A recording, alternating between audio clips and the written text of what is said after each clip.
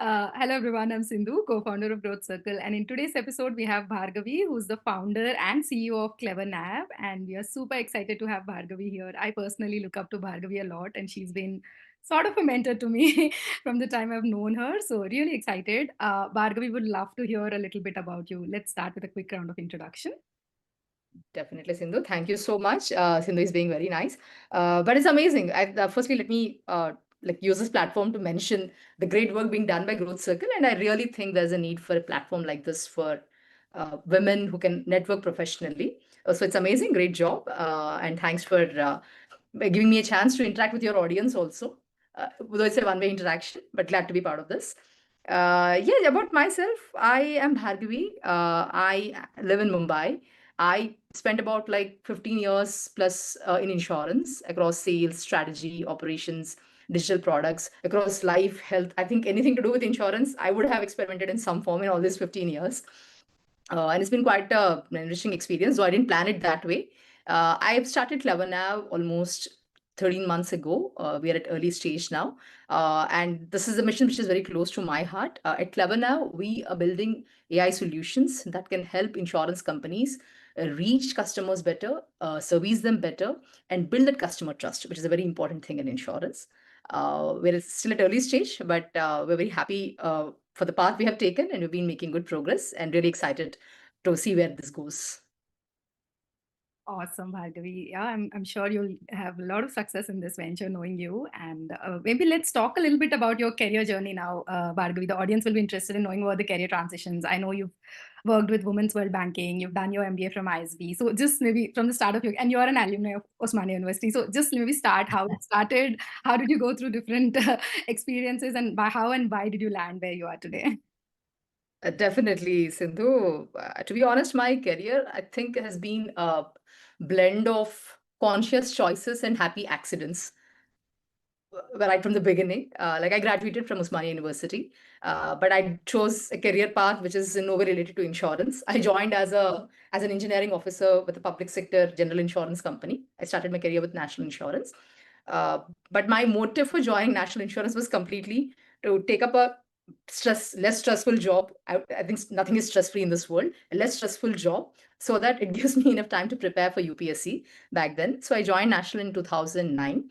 And again, after a couple of years, I have realized I don't fit in bureaucracy very well. And that's when I thought I should not give up my plans for UPSC. And then I anyways wanted to pursue MBA. Then I did my MBA from ISB. And after ISB too, I didn't plan to join HDFC Life Insurance. It happened that way because I didn't want to let go of my experience. Because by the time I joined MBA, I already had 5.5+ years of experience. So I didn't want to let go of that. Using that, and I joined HDFC Life Insurance in strategy. Again, great organization, amazing learnings, great team. Uh, in search of challenges, again, I joined an insurtech startup. Then the two other things that happened later were happy accidents, which is Women's World Banking and another insurtech startup. And I think they, in a way, laid foundation for my entrepreneurial journey too. Awesome, awesome. Sounds good. And Bhargavi, maybe now let's talk a little bit about CleverNav, right? How did this idea come? Why did you like get into this space, and how has been that journey? So, CleverNav, as the name indicates, right, the purpose is to give clear and intelligent navigation in navigating something very complex like insurance. And the reason why I chose insurance and insurtech space is because I've spent so many years in insurance. I spent what, like, even before conceiving this idea, I think I spent about like 14 years in some form related to insurance while I joined strategy consulting, financial inclusion, than like health and wellness startups, but they were all in some form related to insurance. And that's when I realized maybe insurance is not going to leave me, though I made some conscious choices to pursue something out of it. Jokes apart, what made me think was, see, the kind of problems we talk about insurance now, right? Like we're talking about bad customer experience, broken customer experience, inefficiencies everywhere, this lack of trust, both in customers as well as organizations, right? These have been the problems which I used to hear when I joined my first job. So this 16 years ago, also people were talking about similar problems. India has huge opportunity, untapped potential. There is huge scope for growth in India. Well, digitization is going to disrupt everything. While a lot of things changed.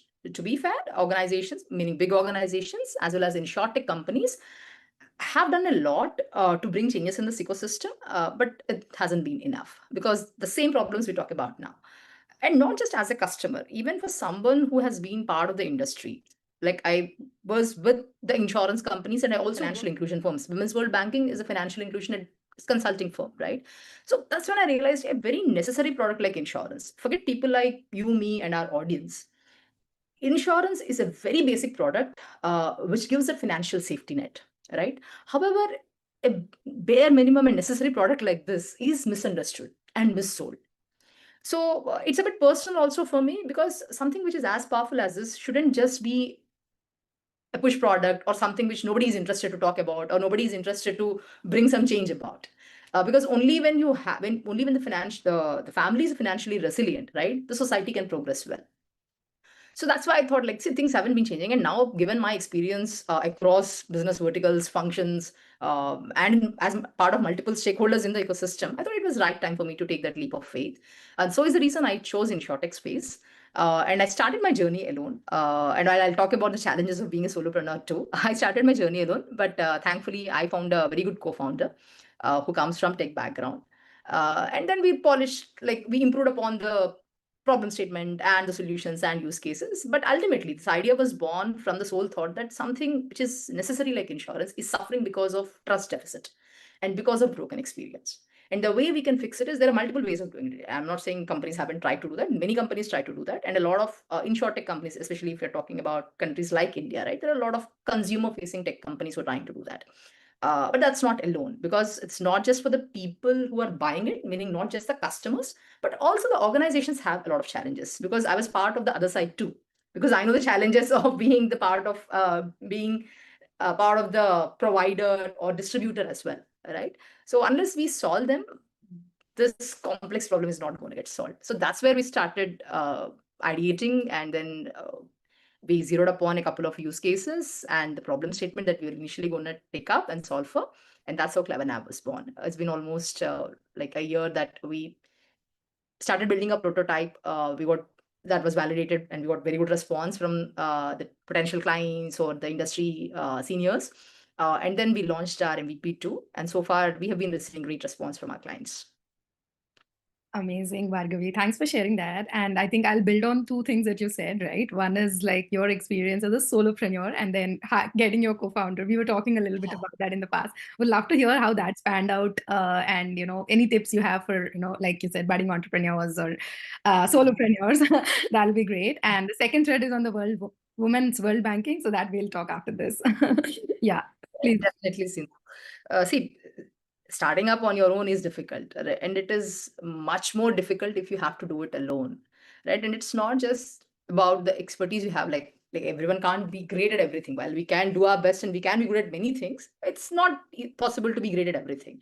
So solopreneur, it's great. Again, not everybody, I don't think people intentionally want to be solopreneurs. Sometimes yes, but most of the time you would love to have a team. It's not like people don't want to team up, but it's difficult to find that right partner.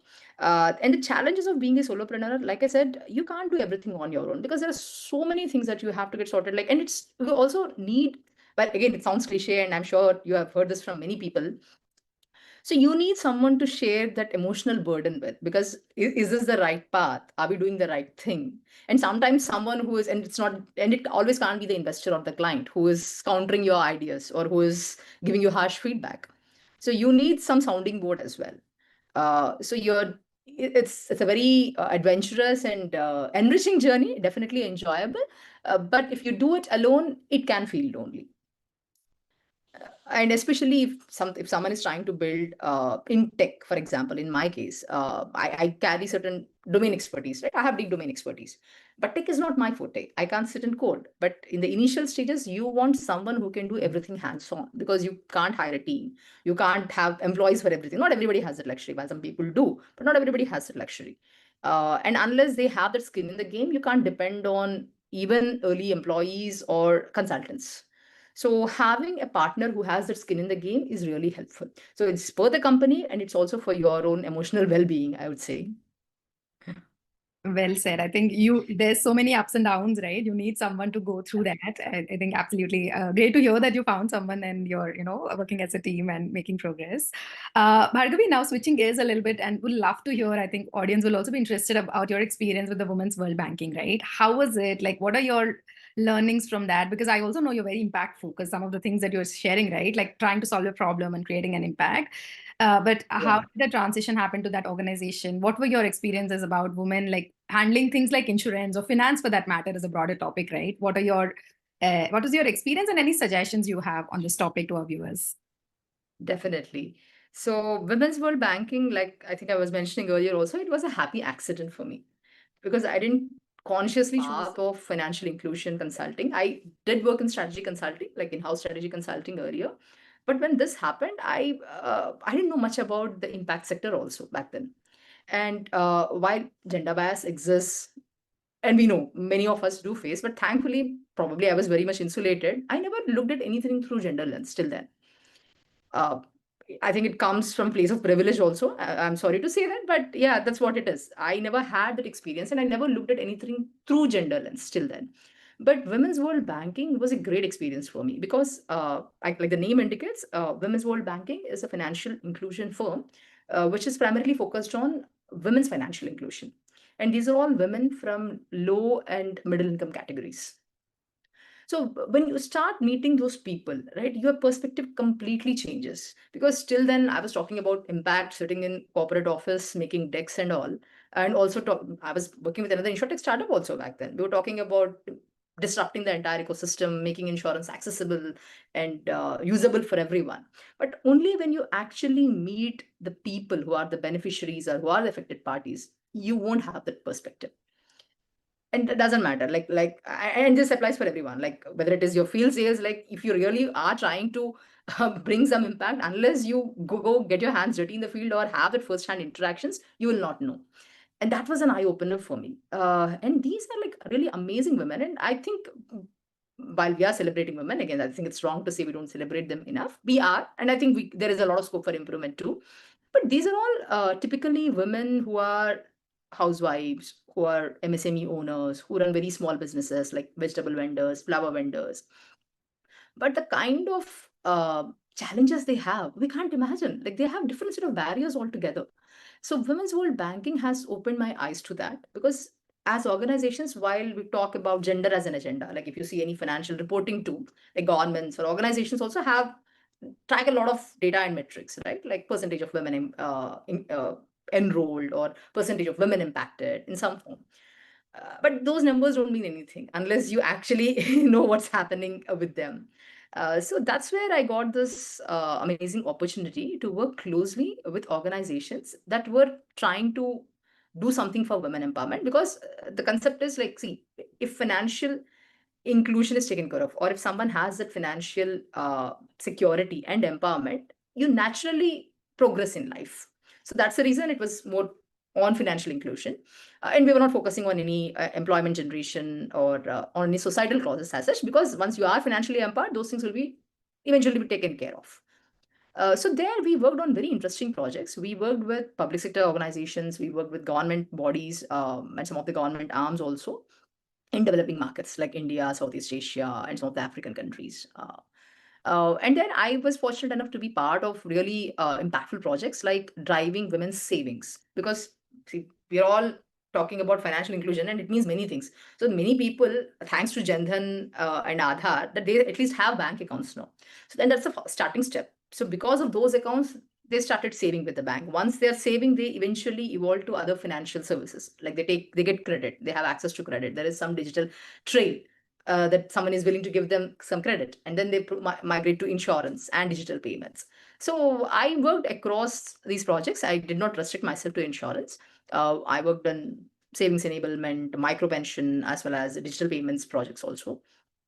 And then my learning was uh, you have to intentionally design for women. While again, you don't, the gender intentionality, there is a difference between being gender neutral and gender intentional. While people say, okay, all our products are gender neutral, so it is inclusive, but that's not the same. You have to be gender intentional. Because only when you're gender intentional, you will understand the nuances and you know that what works for men doesn't work for women. And it's not just for low and middle income segments, by the way. It's for even the creamy layer or the markets that all the big organizations go after. Even for urban high income markets also, you need to be gender intentional for women. That was my biggest learning.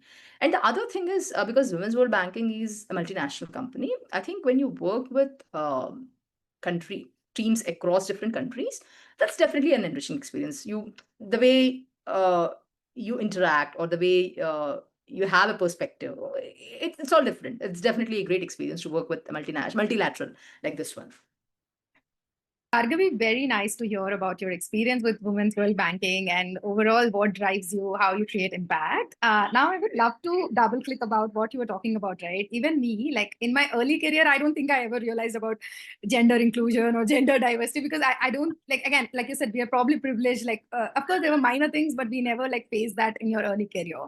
But over the last few years, as I started progressing, as I became a leader, as I became a mom, I have a 2-year-old, and I'm realizing things are different, right? Like, you will not see so many people when you're in the leadership meetings. You will not see women. You will see that a lot of your friends who became moms, they're going through their own challenges career wise. So I think it's different. We all have to acknowledge that. I think by now you also have a family, so we'd love to hear about that. Like, how has been your family journey? How's the support that you get from your family for your career? A very important point, Sindhu. Actually, you're so right. In fact, a lot of people like us, we don't feel the gender discrimination in our early stages, right? Like, because if you're already studying in a very good college, you have had the privilege of having great education. So that means, to some extent, parents or the people around you don't distinguish between boys and girls as much, at least until education, right? So the real gap, you'll start realizing it when you progress in the workforce. And this has been feedback and opinion of many people like us. You won't feel that pinch, or you won't feel that discrimination even in your early stages of career. But once you get married, you start planning for a family, so you'll start feeling that pinch, because unfortunately, society, whether it is your workplace or your family, they expect women to take a backseat. Like, and I'm not proud of saying this, but I myself made some choices without even consulting. It's not like my husband wasn't supportive. He's very supportive. Like, my family is quite supportive, and my husband, most importantly, is super supportive. But we are so conditioned to think in such a way that when I had to choose a job, right, without even consulting him, I said, okay, I'm going to take the transfer. And now that we're going to plan having a family after my MBA, the first job I took after MBA, I consciously chose a job where I didn't have to travel much. While I loved the job, I really wanted to take up that role, I took it. But the factor that determined was I shouldn't be traveling. While my husband's running his own startup, he's going to be busy. So I have to be in a stable job which doesn't require so much of travel. And not just that, even until recently, many of my choices, they were all like, not many times men think of it that way. They choose opportunities, right? Like, and unintentionally also, women are conditioned. They may be ambitious, but they are conditioned to think like, okay, maybe we have to make the compromise so that the family has like a stable life. We are not going to disrupt our family life. It's so unfortunate, but it is true. And maybe sometimes husbands are even supportive. Like, I never had the conversation. If I had the conversation, my husband wouldn't have minded, for all you know. In fact, I know that very well. Like, when we talk about it, it's like, but why did you even do that? I always encourage you to go after what you want. We could have figured it out. Right? So sometimes, yeah, it's there, and it's deep conditioning. So it starts with taking a backseat. It starts with making choices, putting family first and husband's career first. So that's one thing. Again, not it's not only about family women. I don't want this to be a session talking only about women with family. Otherwise, also, as you progress in your career, right, you see, in somehow they get behind for the same reasons. Like, not many people are like willing to take that risk. They're not sure. I wouldn't say lack of initiative. Many women do. It's unfair if we say that. But sometimes, because of the kind of societal conditioning also, which seeps into the workplace as well, automatically they start excluding women of certain age. Like, okay, to design a project also, what if this lady is going to go on wedding leave, or she's going to go on maternity leave? Right? It exists for sure. We have to acknowledge that. There's no point in saying no, it doesn't. We have to acknowledge that, and we have to make conscious choices, and we have to fight to bridge this inequality. Uh, so talking about how I navigate it, thankfully I had a very good family, and you definitely need that. And it is unfair to say, because it also reeks of privilege. If we say no, you have to fight, family support is there, you can get, no, it's not so easy. Without having family support, your life becomes difficult. So I was fortunate enough to have that family support. And I think many people said that, many women leaders also said that the best thing you have to do is like choose the right partner. It's okay if you don't have to meet societal expectations of milestones, but it's important to choose the right partner, because your life is going to be a hell if you don't choose the right. Even for men, I think it's a universal statement, but even more important for women. So yeah, I think definitely family support plays a lot of role. And even now, I'll tell you, in spite of having such great family support, and I'm doing this on my own, and no, and everybody was like, when I said I want to quit my job, do this, the first thing I heard from all of them, even my closest friends, my mentors, not so much. Maybe I haven't discussed this with them, but people who know me closely, they also said like, but why do you want to disrupt your life? Your husband's doing fine with his startup. You are in a stable job. Why do you want to give up that? Did you think of the opportunity cost? They're like, but what about my ambition? No, but your husband's doing fine. Like, it doesn't matter. Even if he his company becomes a unicorn, or even if he's one of those so-called business leaders who's becomes a celebrity, it doesn't matter. My career is my own. But people don't look at it that way. For them, it's like, and it's not just about starting up. Even at workplace, you start hearing these subtle gender biased comments that like, but why do you have to worry? I have to worry because it's my career. It's irrespective. I have to do well irrespective of how my husband or my children do. You So are it always like, absolutely right. Yeah, I think these are like yeah, subtle comments, right? Like sometimes it's yeah, intentional, sometimes it's unintentional. Even we have our own guilts, we have our yeah. own, like it's ingrained, I guess, right? Like even I sometimes like you, I also have a very supportive family, and but still like sometimes you have that like guilt, and it's just like ingrained. And if people have nowadays people have the right intentions. Just that sometimes they also don't know that hey, I'm thinking I'm being supportive, but they just say these things, and then you're like, but why, right? So I'll I give think you one very simple example, yeah. Sindhu. I'll tell you. Well, like regular, and these are all close friends. They know, and these are not people. Not these are not people who think backward. They're very progressive. They also support women empowerment. They hate that inequality, of course, but it is so deeply conditioned in our society, and I think it's global. It's not just about India. It's global, right? Maybe India is better to some extent, if you ask me personally. What happens is like when you complain about like, okay, entrepreneurship is difficult, right? Because sometimes we also have our share of cribbing and all. And when we talk about like, "Arey, but why do you want to worry? You just go back to a stable job." But would you say this to a man if if he is trying to build something on his own and hits a roadblock? Would you say the same thing to a man? Arey, don't worry, just go back to a stable job. Your wife is doing whatever she wants to do. Why do you have to worry about finances? What do you have to prove to world being an entrepreneur? The point is not nobody has to prove anything to world. Firstly, that's different. But the point is, why do you say this to a woman and not to a man? True, true. No, I think I can totally understand where you're coming from. Again, we've come a long way, but then I would still say there's still a long way to go, A right? long, Yeah, very long. yeah, yeah. I Yeah. know this is also a topic you're passionate about, and I'm happy like you're also I think probably this is like a slight segue to our other topic, like when it comes to technology or I was like recently also reading.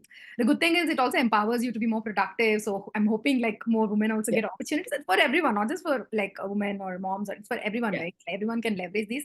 But there's also like these biases again in these tools, right? Like, when you're like getting some photos, you'll see that male photos coming in certain job roles. Again, That's, even with technology, it's because the stereotypes biases are in the data as well, right? So on that that's what we topic, are doing. exactly. That's what we are doing. It's like that. But I would love to hear your perspective because you're in the insurance health space and in the AI world. Would love to hear about your experience, Bhargavi, and how are you trying to solve these problems and how are you trying to use AI to create like a more positive impact in this space? Uh, a very good question, Sindhu. In fact, I'm so glad you brought it up. While our intention is to empower businesses who are selling or servicing insurance to do that better and fix this entire journey of broken customer experience, but was very specific to India, right? The kind of solutions we are working on, these are not just about improving insurance experience or sales, but also employment generation, right? While there is a lot of skepticism about AI cutting away jobs and all. We are yet to see, right? I mean, nobody can predict the future, but yes, the overall intention is that yes, you're gonna cut jobs, but I have a different take on that. With AI tools, I think companies will expect more productivity. So earlier your benchmarks were X, now they'll go to 6x and eventually so 10x or 20x. Cut jobs may be temporary, but ultimately there will be different categories of jobs. But why I think a solution like ours, like AI-powered solutions, especially in sectors where there is some kind of human touch involved, uh, these solutions are not going to completely replace human beings. Like for example, insurance selling, people won't buy insurance on their own. Many of them, I'm not talking about a small percentage in India, because it's a very underpenetrated market. You still depend on human advice to make a complex decision like buying insurance and to understand a product. They need that comfort and familiarity also. So here our solutions are actually going to empower humans. They're not going to replace jobs. In fact, it will lead to employment generation, because government, and I'll not get into the specifics because it's very industry focused gyan and I don't want to make this an industry gyan session. But the insurance regulator as well as the organizations have this grand vision of making insurance available, accessible and usable for all by 2047. And the way you do it is you definitely have to have trustworthy physical distribution channels. And time and again, research has shown that women are very good relationship managers, and women are very good at reinforcing that trust when they are the ones who are facing the customer. So is the reason there are a lot of initiatives that government also has come up with, where you onboard women as sales agents, or you have a women-centric distribution channel. So it's not just women selling, but also a women-centric distribution channel. Because, like I said, the barriers they have are different. Having a women-centric distribution channel means not just onboarding women agents or sales agents, but also training your employees to be women-sensitive, or using the language which is actually striking a chord with the women customers you're going to serve. So our solutions are going to do that. And the way we do it is we have built our tools using foundational models, of course, are there, and there is some bias, inherent bias when you use any Gen AI tools, like you rightly pointed out. When you ask for like a champion, college champion, it may show a woman without a hat, but it shows a man with a hat. Very subtle, but I don't know why that exists. And it definitely exists because you're feeding that information. So we are using foundational models, but these are all contextualized for insurance and specific geography.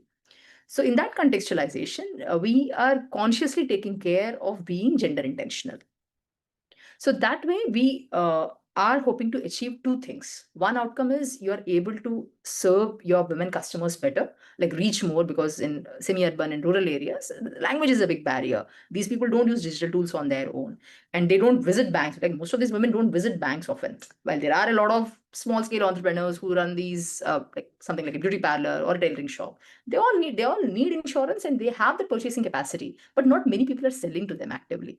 So this is where tools like us will help organizations sell to women customers in a way that makes sense to them.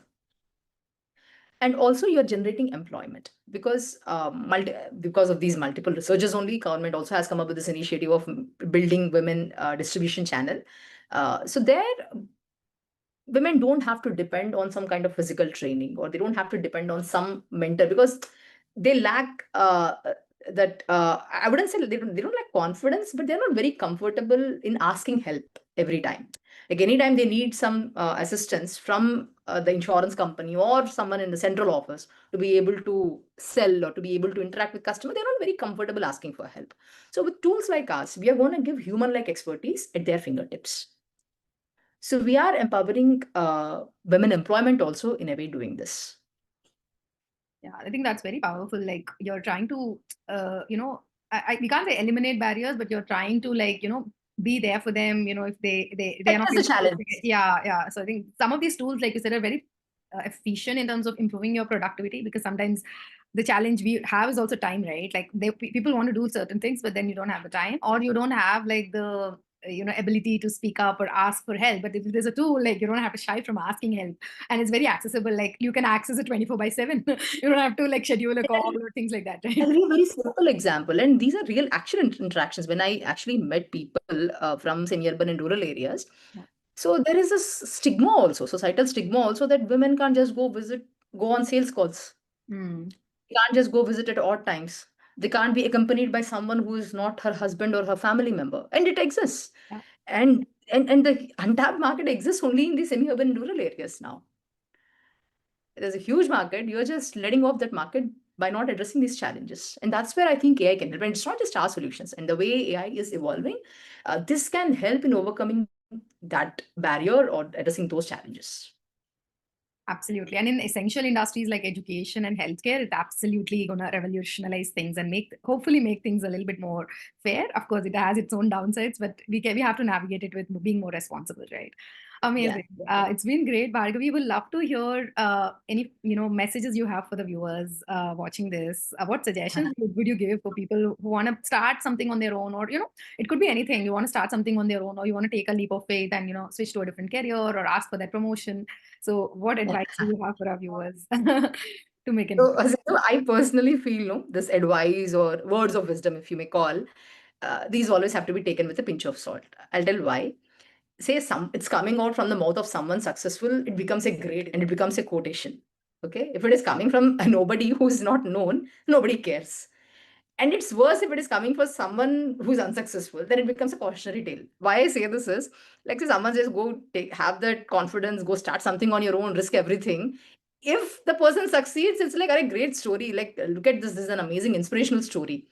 But if the same person fails, it becomes a cautionary tale. Are look at that person? They risked everything. They let go of a great job. They put everything at risk, put in their own money, and now the startup didn't go anywhere, and they're jobless, and it becomes a cautionary tale. So always take that with a pinch of salt. I don't think anybody is so wise, and obviously the advice will not what works for one will not work for everyone for sure. But one thing is for sure: keep learning from others.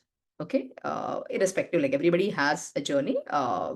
Entrepreneurs around you or successful employees around you, just learn from their experiences. Okay, and I strongly believe in another thing: always trying to give your best, and being persistent will magically work, because that's the only common thing across people who have made it work, life or corporate career. Giving your best and being persistent. Absolutely. I think well said.